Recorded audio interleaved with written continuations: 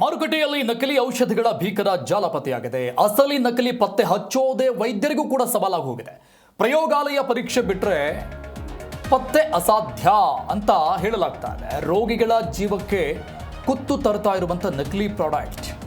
ಮುಂದೆ ತಾನೇ ಈ ಒಂದು ನಕಲಿ ಔಷಧ ಜಾಲ ಎಷ್ಟರ ಮಟ್ಟಿಗೆ ಚರ್ಚೆಯಲ್ಲಿತ್ತು ಅಂದರೆ, ಆತಂಕಕ್ಕೆ ಕಾರಣ ಆಗಿತ್ತು ಅಂದರೆ,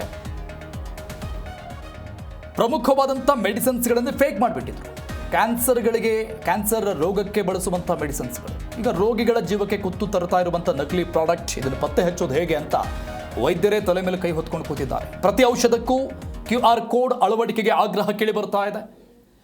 ಹಾಲೋಗ್ರಾಮ್ ಕಡ್ಡಾಯಗೊಳಿಸಲು IMA ಸರ್ಕಾರಕ್ಕೆ ಮನವಿಯನ್ನು ಮಾಡಿಕೊಳ್ತಾ ಇದೆ. ಪೂರೈಕೆ ವ್ಯವಸ್ಥೆ ಮೇಲೆ ಕಟ್ಟುನಿಟ್ಟಿನ ನಿಗಾಕ್ಕೆ ಒತ್ತಾಯ. ಈ ಸಂಬಂಧಪಟ್ಟಂಗೆ ಶೀಘ್ರವೇ ಮಹತ್ವದ ನಿರ್ಧಾರ ಪ್ರಕಟಿಸುವಂತಹ ಸಾಧ್ಯತೆಗಳಿದೆ. ಮಾಡಬೇಕು, ಶೀಘ್ರವೇ ಮಹತ್ವದ ನಿರ್ಧಾರ ಈ ಬಗ್ಗೆ ತೆಗೆದುಕೊಳ್ಬೇಕು. ಯಾಕಂದರೆ ಪ್ರತಿಯೊಬ್ಬ ರೋಗಿಯ ಜೀವದ ಜೊತೆಗೆ ನಡೀತಾ ಇರುವಂಥ ಚೆಲ್ಲಾಟ ಇದು. ನಕಲಿ ಔಷಧ ಜಾಲ ಭೇದಿಸಲು SIT ತನಿಖೆ ಚುರುಕಾಗಿದೆ.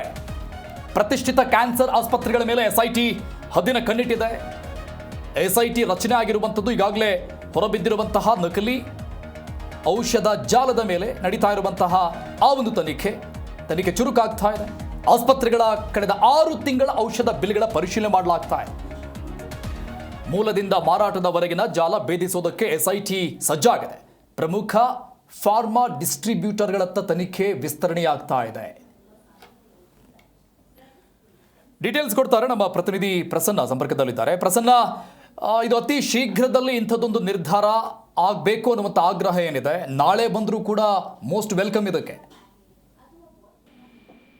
ಹೌದು, ಯಾಕಂತಂದ್ರೆ ಇದು ನಕಲಿ ಔಷಧಿಗಳ ಜಾಲ ಏನಿದೆ, ತಯಾರು ಮಾಡುವಂತ ಜಾಲ, ಇದು ಬಹಳ ದೊಡ್ಡ ಶಾಕಿಂಗ್ ಅಂತ ವಿಚಾರ. ಇದನ್ನ ಪತ್ತೆ ಹಚ್ಚಿದಂತ ಸಂದರ್ಭದಲ್ಲಿ ಬಹಳಷ್ಟು ಜನರಿಗೆ, ಯಾಕಂದ್ರೆ ನಕಲಿ ಔಷಧಿಗಳ ಒಂದು ಮಾರಾಟದಿಂದ ಬಹಳ ಒಂದು ಕೆಟ್ಟ ಪರಿಣಾಮ ಬೀರುತ್ತದೆ. ಯಾಕಂದ್ರೆ ನಕಲಿ ಔಷಧಿಗಳನ್ನ ಸೇವನೆ ಮಾಡಿದ್ರೆ ಆರೋಗ್ಯದ ಮೇಲೂ ಕೂಡ ಗಂಭೀರ ಪರಿಣಾಮ ಬೀರುತ್ತೆ. ಆ ಹಿನ್ನೆಲೆಯಲ್ಲಿ ಸರ್ಕಾರ ಈಗೇನು ಇದಕ್ಕೆ ಸಂಬಂಧಪಟ್ಟಂತೆ ಏನು ವಿಶೇಷವಾದ ತನಿಖೆ ನಡೆಸಲಿಕ್ಕೆ SIT ತನಿಖೆ ಶುರುವಾಗಿದೆ. ಇದೆಲ್ಲ ಮೊದಲನೇ ಹಂತದಲ್ಲಿ ಈಗೆಲ್ಲ ತಂಡ ತನ್ನದೇ ಆದಂತ ರೂಪುರೇಷೆಯನ್ನು ಸಿದ್ಧಪಡಿಸ್ಕೊಂಡಿರುವಂತದ್ದು. ಮುಖ್ಯವಾಗಿ ಈ ನಕಲಿ ಔಷಧಿ ಜಾಲದ ಏನಿದೆ ಅದರ ಮೂಲ ಮಾರಾಟಗಾರರು ಇದಾರಲ್ಲ, ಅವ್ರು ಯಾರು, ಎಲ್ಲಿಂದ ಬಂದಿದ್ರು, ಹೇಗೆ, ಯಾಕಂದ್ರೆ ಈಗ ಹಲವರನ್ನ ಈಗಾಗಲೇ ಅವರು ಬಂಧನದಲ್ಲಿ ಇರೋದ್ರಿಂದ ಆ ಇಡೀ ಮಾರಾಟ ಜಾಲವನ್ನ ಕಂಡುಹಿಡಿಯುವಂತ ಕೆಲಸವನ್ನ SIT ಮಾಡ್ತಾ ಇರುವಂತದ್ದು.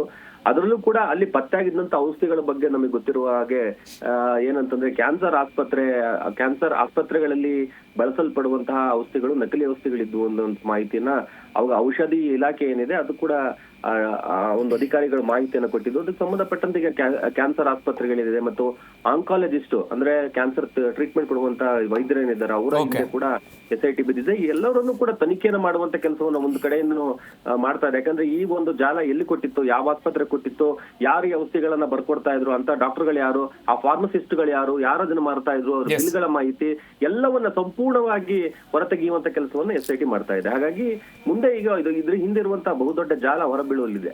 ಥ್ಯಾಂಕ್ ಯು ಪ್ರಸನ್ನ ಎಲ್ಲ ಡೀಟೇಲ್ಸ್ಗೆ.